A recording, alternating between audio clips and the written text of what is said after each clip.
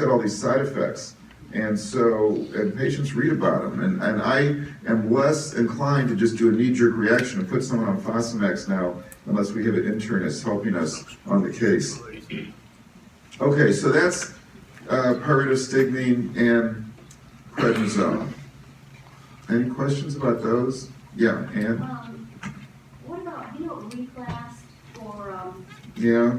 we have some people here that have gotten a reclass infusion. Yeah. What do you think of that?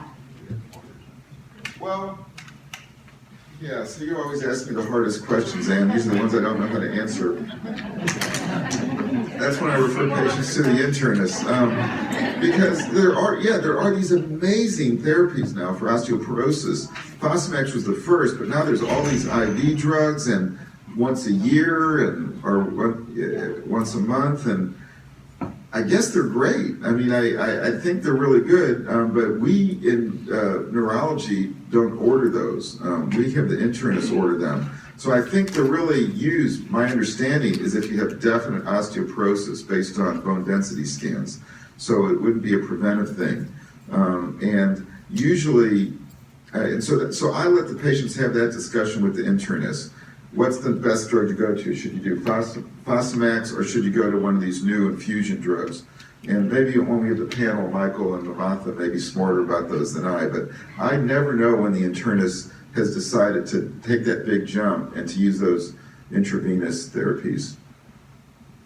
Okay, so here's the, so after pyridostigmine and prednisone, then we're really dealing with this list of drugs and treatments. And so this is what we have today. So what's the evidence that these drugs work? So in some of these drugs we have good evidence, and some we don't have good evidence. And so let's just talk about these. And again, most of these drugs were not most, none of these drugs were developed for myasthenia gravis. And actually, I don't think even you can say that for pheresis. I mean, pheresis was used for other blood disorders before it was ever used for myasthenia in the 60s. So they were all developed for other diseases. But then in almost all of them, we've eventually done research to try to do some objective studies to see if the drugs work. So the first is this pill called azathioprine, also called Imuran. And it again was developed to prevent organ tissue rejection after people got kidney transplants and other type of transplants. And so we use this in MG. It's a pill, you take it twice a day, or single dose, you can do either one. Actually, the slide here says single dose, and I guess that's usually how I'm doing it. And it does seem to work in some MG patients, but the problem with azathioprine, as was shown in this one research study that was published in 1998, is that it takes about a year for the drug to have any effect on the MG so that you can lower the prednisone dose. So the goal is usually for the drug alone to make you better, or for the drug to make you better so that you can get on a lower dose of prednisone. Does azathioprine work by itself without prednisone? Hard to tell. There's really not been any good research on that. Most of the research is done with people already on prednisone. Every now and then we'll use it without prednisone, but it's just hard to tell. And if it is going to work, it takes 1 year. And that's what this slide is supposed to be. This is 1 year where they were able to start tapering the prednisone dose, people getting azathioprine. And there are some side effects that you have to monitor for. So if you're on any of these oral drugs, you have to get blood drawn monthly. Now sometimes we get a little liberal. After a year you've been on the drug, we'll go to every 2 or 3 months, but pretty much it's monthly. And you have to get blood counts and liver tests to follow it because of potential side effects. But it does work in some patients. But I use azathioprine for the long term. So if we just put someone on prednisone, you can make a decision then, do we also want to put you on azathioprine or not? And so that's a discussion we have to have. The next drug that came on the scene in the 1980s, after azathioprine came on the scene in the 1970s, was cyclosporine, also developed for organ rejection.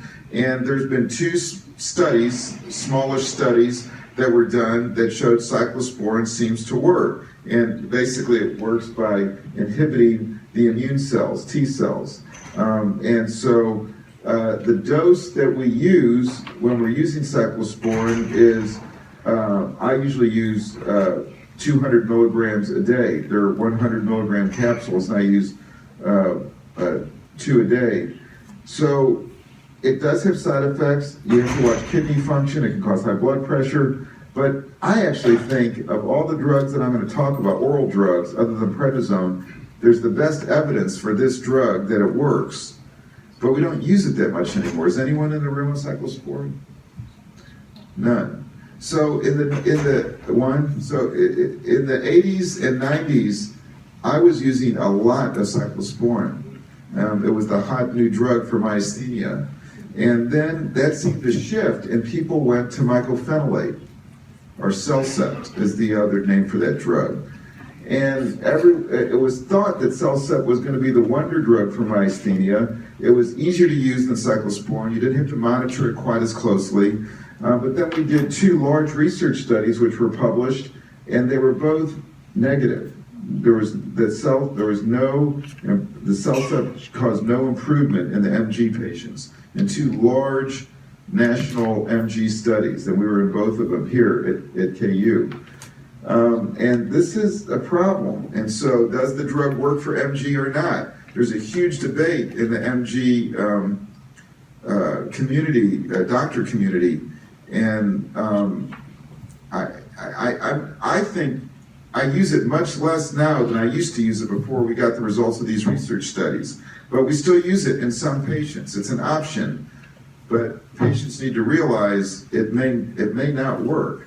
And if mycophenolate does work, it probably takes about 6 months for it to, at least 6 months. But we don't have any great evidence it works.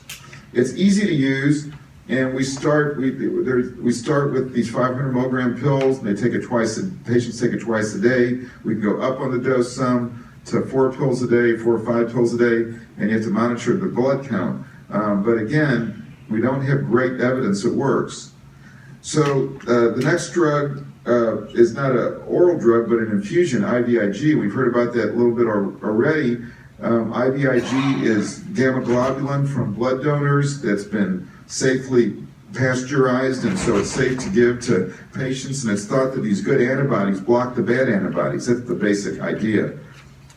And so if you get IVIG for myasthenia or any neuromuscular disease, you have to first do this induction dose, and where you get several treatments over a few days, and then it's followed by maintenance doses, an infusion every 3 or 4 weeks. And this, I guess I took the evidence slide out. There is some evidence that this drug works in MG. That obviously, if you've taken the drug and you think it works, that's your own evidence, which is important. But there's some research evidence the drug works in MG as well. And so I think IVIG is a good treatment for MG. I don't use it as my first line, but I think it's a good treatment for MG. It's a big commitment. It's monthly infusions. It's expensive. You have to get approval from an insurance company, and so it has some issues, and there are side effects, but it seems to work in a number of patients. Does it work in every patient with MG? Probably not every patient, but it works in at least half or more.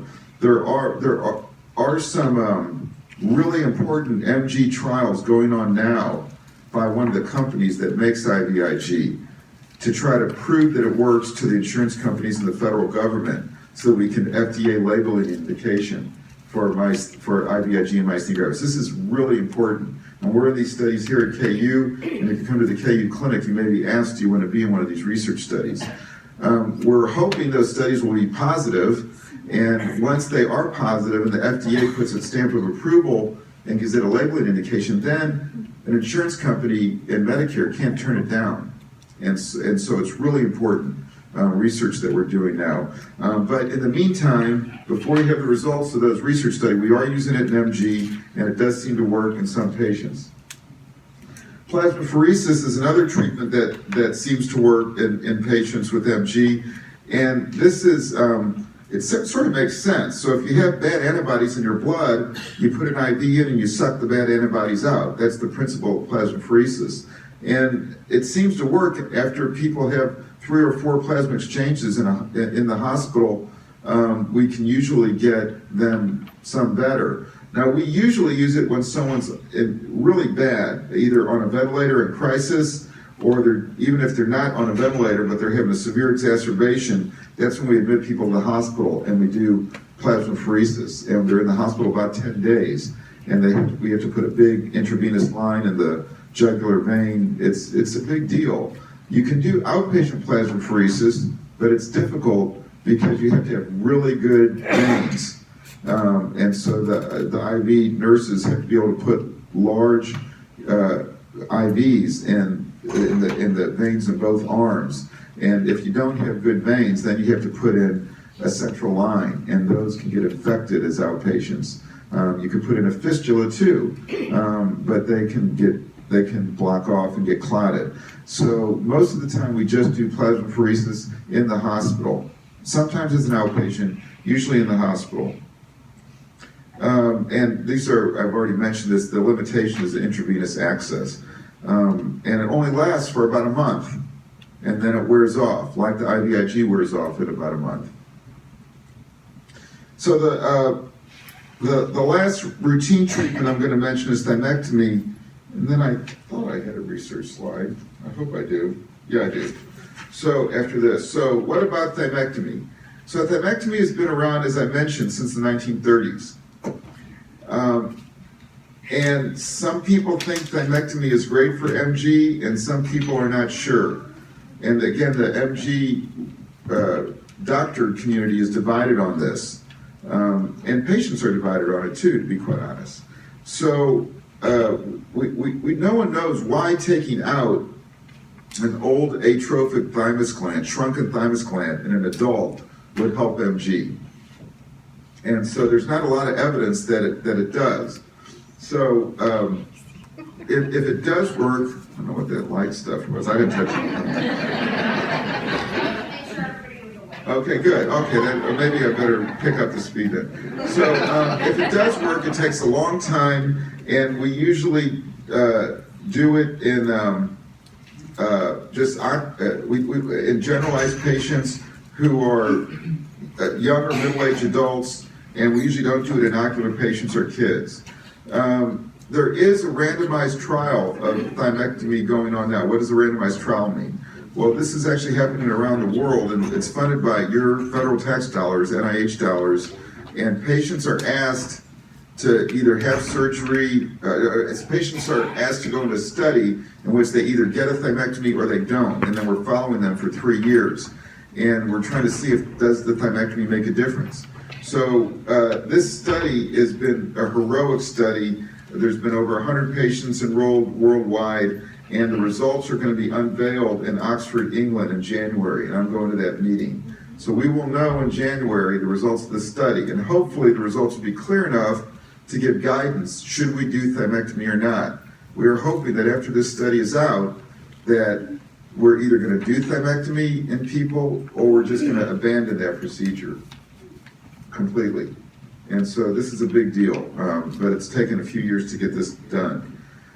So what thymectomy should you do? I used to recommend the big sternal splitting procedure, but not so much anymore, and I'll show that slide of that in just a minute.